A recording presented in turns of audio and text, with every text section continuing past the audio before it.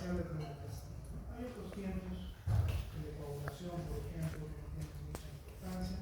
El tiempo de protrombina evalúa la vía extrínseca y evalúa un medicamento, una clase de medicamentos que es la warfarina, es un anticoagulante oral.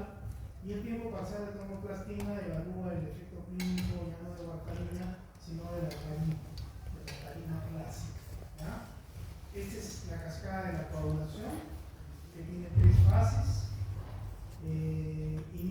Ya puede iniciar por una vía intrínseca o por una vía extrínseca. Esta es la vía intrínseca que evalúa el efecto de las heparinas, y esta es la vía extrínseca que evalúa el efecto de la warfarina. Esta vía extrínseca es una vía más corta porque solo es la activación acá del paso. En cambio acá hay una serie de factores. La cascada de la coagulación es una activación sistemática de factores de coagulación. Los factores de coagulación están circulando en la sangre inactivos, son sintetizados en el hígado y se activan y van desencadenando la activación de la coagulación. La vía intrínseca conlleva la activación del 13, luego del 11, luego del 9 y al final del 10. El 10 es el que va a ser activado hasta 10 activado. Esa es la primera fase de la coagulación por la vía intrínseca. Por la vía extrínseca se tiene que activar el factor 7, al factor 7 activado, y el 7 activa el 10 a 10 activado. Esta es una vía más rápida, porque esta es una vía que se retroalimenta solita, porque el 10 activado vuelve a activar al 7, y entonces esto se potencia más. Es lo que más se da el hígado. Una vez que el factor 10 está activado, entonces ahí se cumple la primera fase de la coagulación. La segunda fase de la coagulación es donde el factor 10 activado va a activar al factor 2. El factor 2 es la protrombina, y cuando se activa hacia el factor 2 activado es la trombina. Esa es la segunda fase de la coagulación. ¿Quién convierte en protrombina en trombina? El factor 10. Por supuesto, acá hay cofactores muy importantes, los fosfolípidos, el calcio y otros factores de la coagulación. A esta combinación de esos factores y el factor desactivado se le llama también como protrombinasa. Entonces, la segunda fase de la coagulación es obtener a la trombina, el factor 2 activado. Eso es muy importante porque la trombina es la que va a convertir esta proteína soluble y circulante, que es el fibrinógeno, en fibrina, que ya es una proteína insoluble que se entrelaza entre redes y es la que va a iniciar la formación del coágulo. Por eso obtener trombina es tan importante, y la trombina va a convertir fibrinógeno en fibrina. Y cuando se comienza a formar fibrina, inevitablemente ahí se van a atrapar los elementos formes de la sangre y se va a formar el coágulo, o sea, se va a hacer insoluble. ¿Ya? Una vez que se forma la fibrina insoluble, ya tenemos el coágulo. Esa formación de fibrinógeno en fibrina, que es ejecutada por la trombina o factor 2 activado, es catalizada por la trombina, como hemos dicho, pero es conocida como la tercera fase de la coagulación. Y ahí queda la coagulación, porque esto ya es coágulo.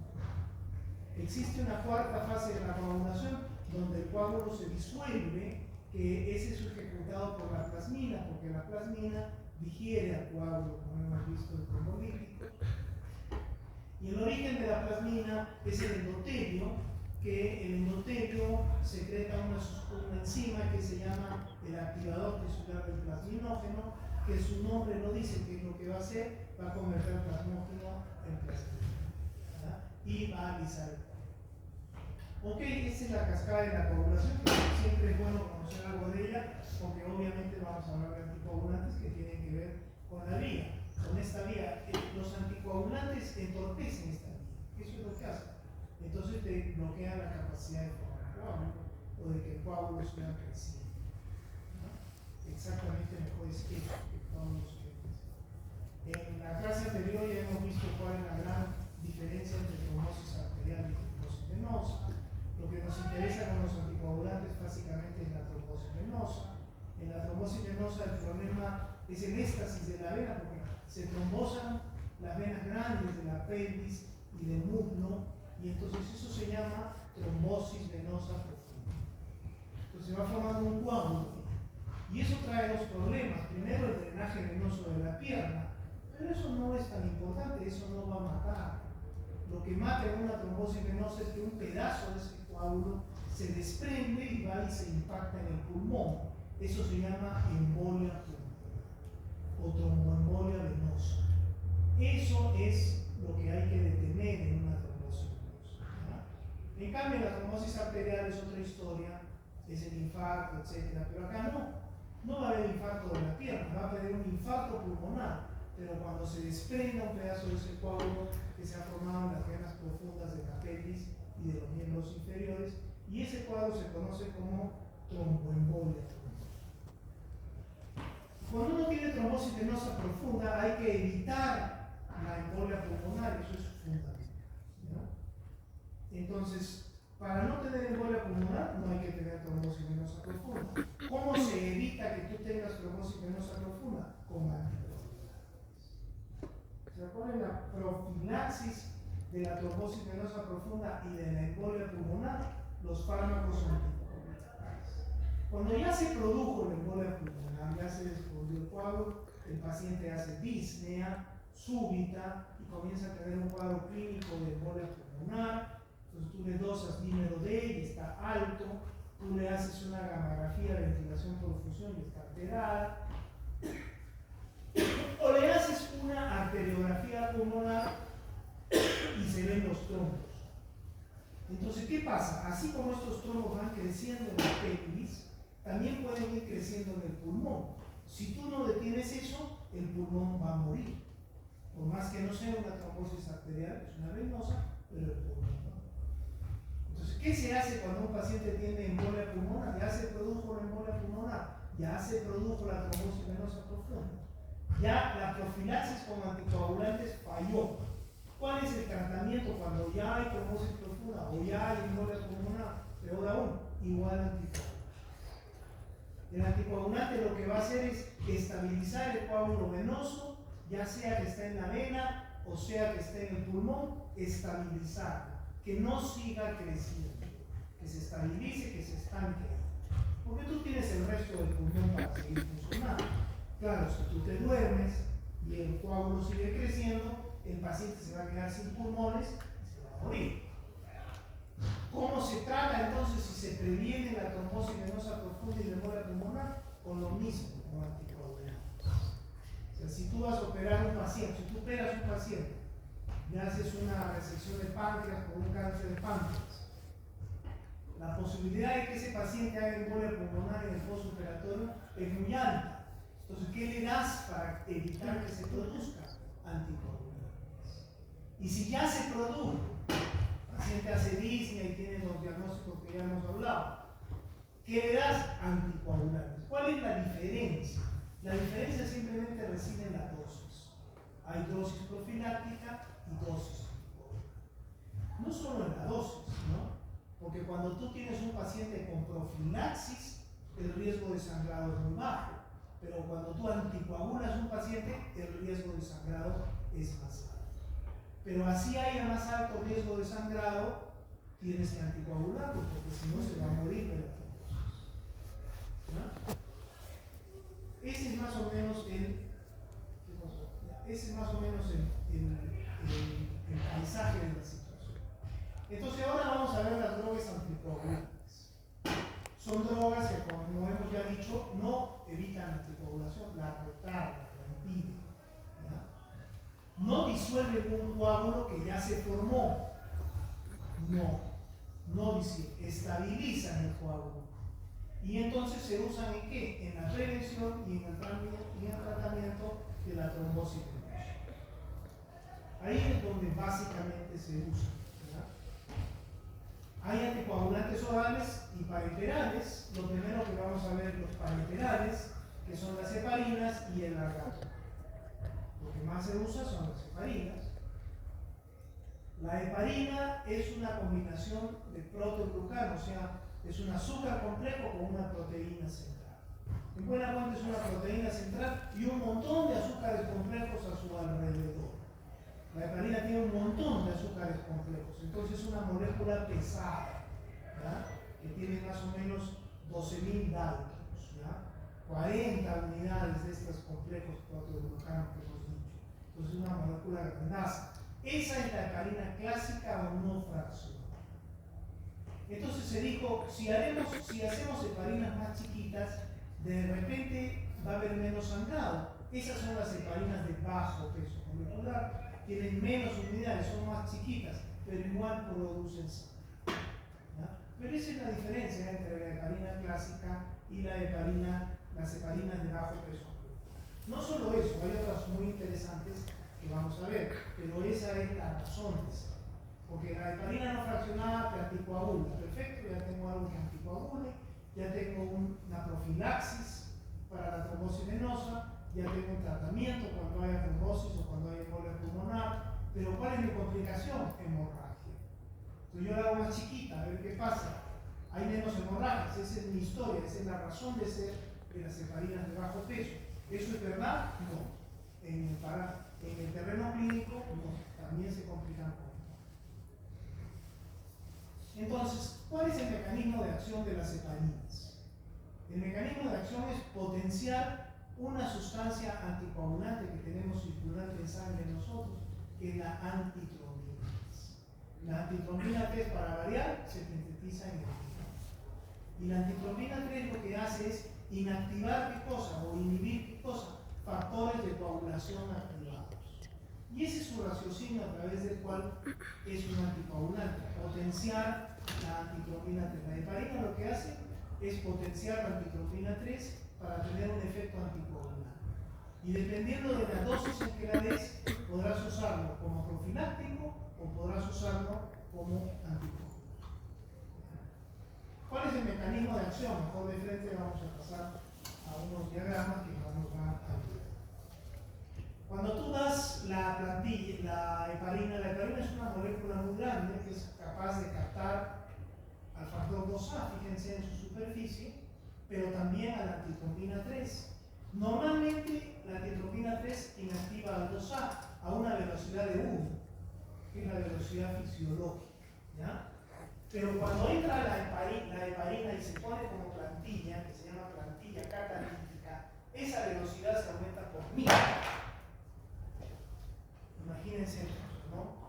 La capacidad que adquiere la antitrombina 3 en presencia de heparina, 1000 veces más. ¿Ya? Eso se llama plantilla catalítica. Y el otro mecanismo de acción que tiene la heparina no fraccionada para potenciar la anticoagulación es ya no funcionar como plantilla catalítica, sino como cambio conformación. O sea, la heparina cambia la forma de la antitrombina 3 sin necesidad de unirse a ella y la hace más rápida. No tanto como 1000 veces, pero sí la hace más rápida. Entonces la heparina tiene dos formas de activar nuestro sistema anticoagulante a través de la antitrombina 3. Uno es como plantilla catalítica y dos es como cambio de conformación. La heparina clásica, que es la heparina grande que hemos visto, que es un montón, puede hacer plantilla catalítica porque es grande y puede hacer cambio conformacional, hacen las dos cosas, ¿no? Pero las heparinas de bajo peso molecular o heparinas fraccionadas, como son chicas, y eso lo vamos a ver acá, ya no pueden hacer plantilla catalítica, pero sí pueden hacer cambio conformacional sobre la antitrombina 3 y acelerar la anticoagulación o acelerar la inactivación del factor 10. Entonces, el principal mecanismo de acción de la heparina no fraccionada, que es grande, es aumentar 1000 veces la capacidad de antitrombina 3 para inactivar al factor 2. ¿Puede generar cambio conformacional sobre la antitrombina 3 para aumentar la capacidad de inactivar 10A? Sí puede, pero esto es un problema. ¿Qué pasa con las heparinas de bajo peso molecular o heparinas fraccionadas? Ya son más chiquitas, entonces no les da su volumen para hacer plantilla catalítica. Entonces las heparinas fraccionadas o de bajo peso molecular no hacen plantilla catalítica. ¿Qué hacen entonces? Cambio de conformación. Al encontrar esto y al producir esto se dijo, bueno, este es un anticoagulante más moderado, no voy a tener tanta hemorragia. Se ponen en el terreno clínico, pero igual producen. Así son las cosas, no hay nada perfecto en la vida. Miren las elecciones que vamos a tener ahora. Ok, entonces, la heparina no fraccionada inhibe al 2A, inhibe al 10A. Algunos la conocen como heparina anticoagulante. Y las heparinas de bajo peso molecular o fraccionadas ya no inhiben al 2A, sino al 10A, entonces les dicen antitrombótico. Esta diferenciación entre una y otra es propaganda comercial. Porque acá te quieren decir, este es un anticoagulante que produce hemorragia. Este es un antitrombótico, solo sirve para el trombo, no produce hemorragia. ¿Eso es verdad? No, eso es mentira. Las dos producen hemorragia. Los efectos ya más o menos los hemos determinado, cómo son las cosas, cuál es la razón de existir, ya sabemos cuál es. ¿Cumple su rol de no producir hemorragia? No. Por más que le hagan propaganda, pero tiene otros beneficios muy importantes. Cuando tú das heparina, cuando tú quieres hacer profilaxis, ¿ya? Hay dos formas de hacer profilaxis para prevenir una trombosis venosa profunda. O usas heparina clásica o usas heparina fraccionada. Si usas heparina clásica, ¿qué tienes que hacer? Dar 5.000 unidades subcutáneas cada 8 horas o cada 12 horas. Y con eso haces profilaxis. Con heparina grande, heparina clásica. Si tú quieres hacer profilaxis con heparina fraccionada, ¿qué tienes que hacer? Tienes que dar 1 miligramo por kilo una vez al día subcutáneo. Hasta ahí las dos son iguales, ni tanto, porque una es 1 y otra es 3, o 2 veces. Pero cuando tú quieres anticoagular a un paciente, ya la cosa cambia. Si tú quieres anticoagular con heparina clásica, tienes que poner una bomba de infusión y administrar infusión todo el día, todo el rato, y estar dosando el tiempo parcial de tromboplastina. Eso es más complicado. Si tú quieres anticoagular con heparina fraccionada, simplemente tienes que dar el doble de la dosis. En vez de dar 1 miligramo cada 24, 1 miligramo por kilo cada 24, das 1 miligramo por kilo cada 12 y se acabó. Entonces las heparinas fraccionadas han simplificado. ¿Pueden producir hemorragia? Sí. Tiene un pequeño riesgo, que puede haber una confusión. ¿Ya? Puede haber una confusión. Porque entre profilaxis y anticoagulación solamente es una dosis la diferencia. Entonces a veces la enfermera puede administrar, se olvidaron que no le pusieron, le vuelven a poner, o el médico viene, no indicó, vuelve a indicar. La cosa es que de alguna manera, en lugar de recibir 1 al día, que es la profilaxis, recibe 2 y se anticoagula. Y al anticoagularse puede sanar. Ese es un problema que hay que ir adaptándose y manejándose cada vez más. Parece mentira, pero antes ese era un problema serio. Hoy ya no tanto. Y entonces hoy más se usa la heparina fraccionada, porque es más fácil, ¿no es cierto? Entonces tú vienes en la mañana, ¿qué es lo que quieres? Profilaxis. Ya le vamos a administrar enoxaparina, 40 miligramos cada 24. Todos se ponen en humor, todos actúan así, ya lo conocen. ¿Ya? Me hizo una embolia pulmonar, tengo que anticoagularlo. Heparina fraccionada, ya no 40 miligramos cada 24, sino cada 12. Y se acabó el problema, todo se pone. Ahora, si tú quieres anticoagular con heparina clásica, ahí te complicas un poco la existencia, hay que poner una bomba de infusión y hay que estar dosando. Esa es la diferencia. ¿Verdad? Esa es la diferencia entre las dos. Entonces, por comodidad y por simplicidad y por practicidad, estas se están imponiendo, pero no quiere decir que la hayan desplazado. De ninguna manera. Son muy parecidas, se metabolizan igual, se excretan igual, se metabolizan en el hígado, se excretan en el riñón. La posibilidad de hemorragia, ya sea una u otra, siempre existe y es el principal riesgo. Cuando tú estás manejando dosis profilácticas, no vas a producir hemorragia. Las dosis profilácticas son con dosis anticoagulantes. O sea, cuando tú das una infusión de heparina clásica. ¿cierto? O cuando tú das 1 miligramo por kilo cada 12. Entonces ahí sí lo anticoagulas al paciente, ahí puede haber hemorragia. Ese es el riesgo principal del uso de un anticoagulante, las hemorragias. Hemorragias de distinto tipo, hemorragias de la cirugía, hemorragias del estómago, hemorragias de la nariz, de donde tú quieras, ¿no es cierto?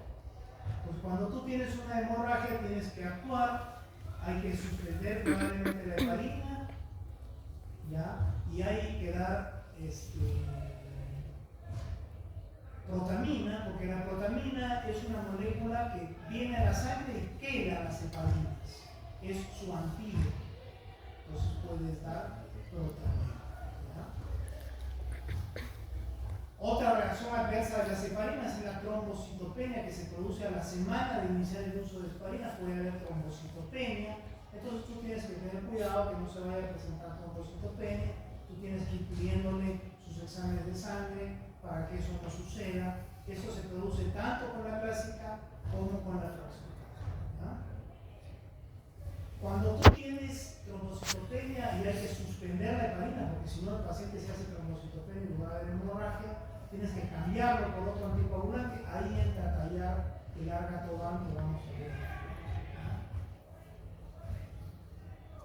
Entonces la aplicación clínica de la heparina no fraccionada es igual que la de la fraccionada para la tromboembolia, para la profilaxis o tratamiento del problema tromboembólico pulmonar, ya sabemos para qué es. Hay otras indicaciones, por supuesto, por ejemplo cuando haces hemodiálisis, por ejemplo cuando haces cirugía cardíaca, ya son indicaciones que se tienen que usar porque la sangre va a salir a máquinas y son dosis y manejos ya un poco más complicados que los hace el nefrólogo o los hace el equipo quirúrgico del paciente o el equipo de hemodiálisis que está trabajando esa situación.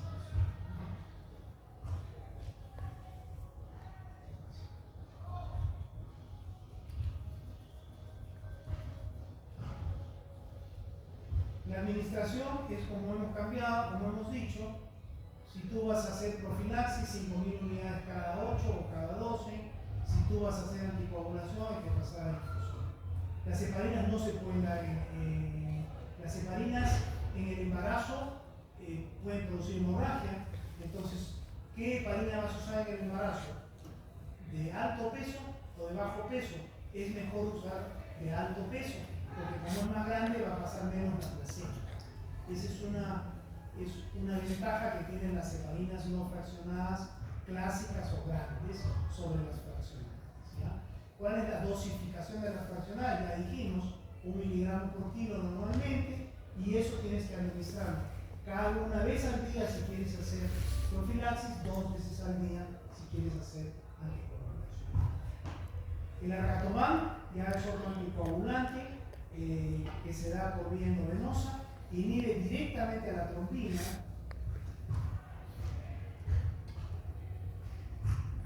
La trombina ya hemos dicho cuál es, ¿no es cierto?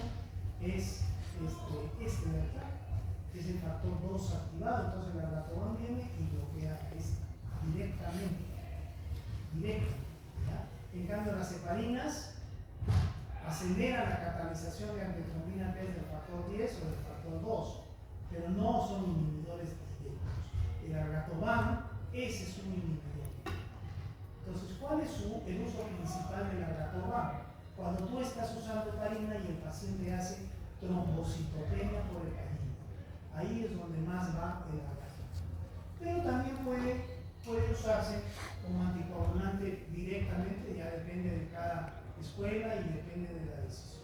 Pero las heparinas tienen mucho más experiencia de uso clínico, entonces por eso es que el argatoban como que está reservado y no tiene un mal sitio, sino está reservado cuando la heparina tienes que suspenderla porque has hecho una alergia o has hecho una plaquetopenia por heparina, ¿ya?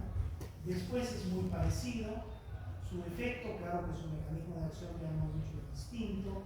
Su principal efecto también va a ser el sangrado, su principal reacción adversa. También se metaboliza en el hígado y se excreta en el riñón. Y al igual que las heparinas de alto peso o clásicas, se puede monitorizar con el tiempo parcial de clomiplastina activado. Muy bien, esos son los anticoagulantes venosos o parenterales, subcutáneos, ¿no es cierto? Y ahora vamos a ver los anticoagulantes orales, que también son en su lugar. Vamos a ver al final unos más modernos, pero el clásico y que sigue usándose mucho y que es muy bueno es la warfarina. La warfarina es muy buen anticoagulante, pero tiene mucha interacción farmacológica. Ese es su problema. ¿Ya? Y eso hace que sea complicado usar warfarina, porque por cualquier cosa su efecto aumenta o su efecto disminuye. Con interacciones no solo con otros fármacos, sino incluso con lo que tú comas o con las enfermedades que intercurren. Entonces, es complicado por ese lado usar warfarina. Esa es la razón de ser de los otros anticoagulantes orales que han salido. La ventaja que tiene, al igual que nosotros, es por vía oral. Entonces, cuando tú quieres dar profilaxis con warfarina, entonces, o quieres anticoagular con warfarina, ¿qué es la historia? Primero anticoagula con heparina, porque es rápido, ¿ya? Y de ahí poco a poco lo vas pasando a warfarina y luego se queda con warfarina oral. Porque la warfarina necesita un tiempo para actuar y ya vamos a ver por qué. ¿Ya? Este es el mecanismo de acción de la warfarina. ¿Ya? Cuando el hígado produce los factores de coagulación, ¿no es cierto? Por ejemplo, produce la protrombina. ¿Quién produce la protrombina? El hígado. El hígado la produce y la secreta en la sangre. Luego en la sangre se va a activar hacia la protrombina. Pero así la produce el hígado, como protrombina. Entonces el hígado produce muchos factores de coagulación. ¿Ya? Y esos factores de coagulación los manda a la sangre inactivos. ¿Ya? Inactivos. A la protrombina la manda con la protrombina. En la sangre se va a activar hacia trombina. Pero aparte de mandarlos así inactivos en cuanto a la cascada de coagulación, los tiene que mandar a la sangre buenos, maduros. ¿Eso qué significa? Carboxilados. ¿Ya? Entonces el hígado tiene que carboxilarlos en sus residuos de un aminoácido que se llama la glutamina. Tiene que carboxilarlos. ¿Por qué? Cuando están carboxilados en sus glutaminas, se hacen negativos y se hacen plausibles de entrar bien a las cascadas de coagulación y ser activados hacia, en este caso de la protrombina, hacia la trombina. Entonces el hígado produce primero factores de coagulación subcarboxilados, en este caso de la protrombina, descarboxilados. Pero antes de mandarlos a la sangre, los tiene que carboxilar. ¿Y con qué los acaba carboxilar? Con CO2. Pero participando de una enzima hepática que es la carboxilasa. ¿Qué va a hacer la carboxilasa? Va a carboxilar las glutaminas para que así salga el factor de coagulación maduro hacia la sangre. ¿De acuerdo? Eso es lo que hace el hígado. Para eso el hígado necesita la participación de una enzima que es la carboxilasa. Pero esta carboxilasa utiliza como cofactor a la vitamina K. A la vitamina K. Y concretamente a la forma reducida de la vitamina K, que se llama la hidroquinona. Y hay una enzima que recupera esta vitamina K, porque cuando participa la vitamina K en la reacción de carboxilar a las glutaminas, entonces la carboxilasa las carboxila, utiliza a la hidroquinona, pero la oxida. Entonces esta hidroquinona se convierte en epóxido de vitamina. Y entonces el hígado necesita este epóxido. Entonces, la necesita como forma de hidroquinona. Entonces tiene una enzima que se llama la epóxido reductasa. ¿Qué hace la epóxido reductasa? Agarra el epóxido de vitamina K y lo recicla hacia hidroquinona para que siga trabajando. ¿Cuál es el mecanismo de acción anticoagulante de la warfarina? La warfarina inhibe a la epóxido reductasa.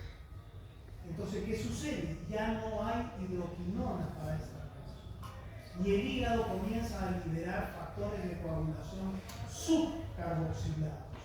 inmaduros, que no son maduros. Ese es el mecanismo anticoagulante de la warfarina. Ese es. Entonces, la warfarina en sí no impide que se sintetice la protrombina, pero hace que se secrete subcarboxilada, inmadura. No trabaja bien, hay un efecto anticoagulante. Por eso es que la warfarina, cuando tú empiezas a dar warfarina, si das ahora, no hay efecto anticoagulante, no es como la heparina. La heparina actúa al toque. La warfarina tiene que esperarse 3-4 días para que actúe. ¿Por qué? Porque va a inducir la formación de factores de coagulación inmaduros. Pero en la sangre están circulando factores de coagulación maduros, que viven horas o días. Por eso es que la warfarina se demora en actuar. Tiene una latencia por lo menos de 24 horas. Y para que se vea su efecto pleno tienen que pasar 2 a 5 días. ¿Por qué? Porque hay factores de coagulación circulantes maduros que tienen que morir y ser reemplazados por los inmaduros que la warfarina induce. Y recién se va a ver su mecanismo. Ese es el efecto entonces de la warfarina. Pero resulta que la warfarina tiene muchas interacciones.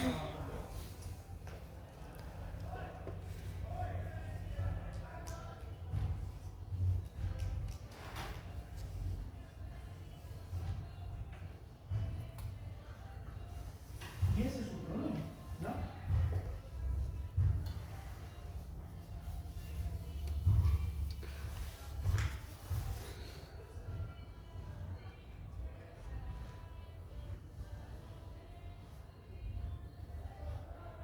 Entonces la warfarina tiene muchas interacciones que alteran su efecto, o lo disminuyen o lo aumentan. Ese es el problema. A través de todos estos fármacos pueden alterar el efecto de la warfarina.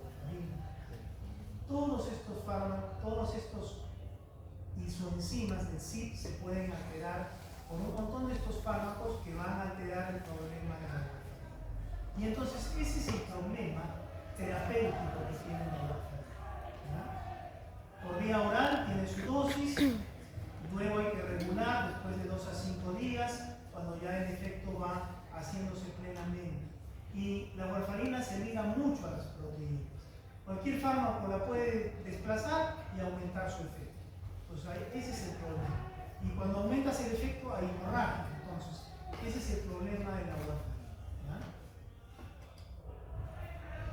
Su principal efecto adverso, por supuesto, es la hemorragia, ¿ya?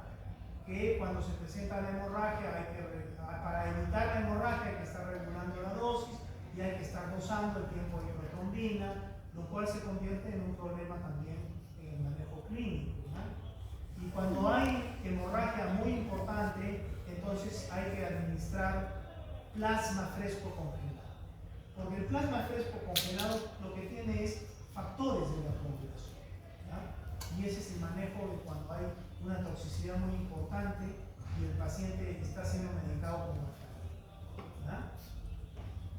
La warfarina se tiene que vigilar con el tiempo de protrombina, que es el INR. El INR es un índice del tiempo de protrombina, lo normal es 1, ¿ya? Y cuando un paciente está anticoagulado está en INR en 3 o 4, pero si se sube más de 5 ya pues es un problema. Entonces cuando tú tienes hemorragias por warfarina, o tienes INRs muy alterados por warfarina, o tienes que operar a un paciente que está tomando warfarina, lo que tienes que darle es plasma fresco. Muy bien. Este es el INR, que es una forma de evaluar el tiempo de protrombina, porque la warfarina altera el tiempo de protrombina. Yo para anticoagular a un paciente tengo que alterar el tiempo de protrombina en un porcentaje determinado, pero eso se hace complejo de evaluar en un laboratorio. Entonces se ha hecho un índice internacional que es el INR. Cuando tú estás de 2 a 3, el paciente ya está anticoagulado, ese es tu dosis, ¿ya? Y si está muy alterado, hay que regular la dosis, y si está mucho, hay que dar plasma. Eso es en resumen cómo es la situación, ¿ya? Con la warfarina. Hay otros anticoagulantes orales que ya no tienen tanta interacción farmacológica y entonces son más estables en su manejo es el dabigatán y el rivaroxaban. Y entonces, si bien es cierto están ganando terreno, todavía no han desterrado de ahí a la warfarina sigue teniendo su lugar, pero estos tienen la ventaja de que no tienen mucha interacción farmacológica, no los tienes que controlar con tiempo de protonina y son más estables en su manejo. El dabigatán es un inhibidor directo, así como ya habíamos conocido un inhibidor directo, ¿no es cierto?, que se daba por vía parenteral, que es el arcatoban. Es un inhibidor que se da para reemplazar a la heparina, ¿no es cierto?, parenteral, subcutáneo. Pues estos son orales, igualitos que el arbaxoban, pero ya estos son orales. ¿Qué hacen? Básicamente lo mismo. Son inhibidores del factor 8 o del factor 10. El dabigatán es un inhibidor directo, del factor 2, o sea, de la trombina, del factor 2 activado, ¿no? Ese es su mecanismo de acción, igualito que el otro que habíamos visto para el pH. Su es renal, y la ventaja que tiene es que no tienes que dosar ningún tiempo de protrombina y tiene menos interacción farmacológica. Y se puede usar como anticoagulante oral, cada vez se le está usando más, pero la warfarina todavía no es desplazado totalmente por él. Se puede usar para profilaxis o para anticoagulación, dependiendo de la dosis, ¿ya? No tienes que tener un antidoto, no tienes que monitorizar, porque no altera el tiempo de protrombina. El rivaroxaban es igualito, solamente que no es inhibidor oral directo del factor 2A, como el dabigatán, sino inhibidor directo del factor 10A. ¿Ya? Pero igual no hay que dosar tiempo de protrombina y te puede servir muy bien y es por vía oral. Esto ya es un resumen de todo lo que hemos dicho y esto realmente ya no se va a cuestión de la voz. ¿De acuerdo? Muy bien.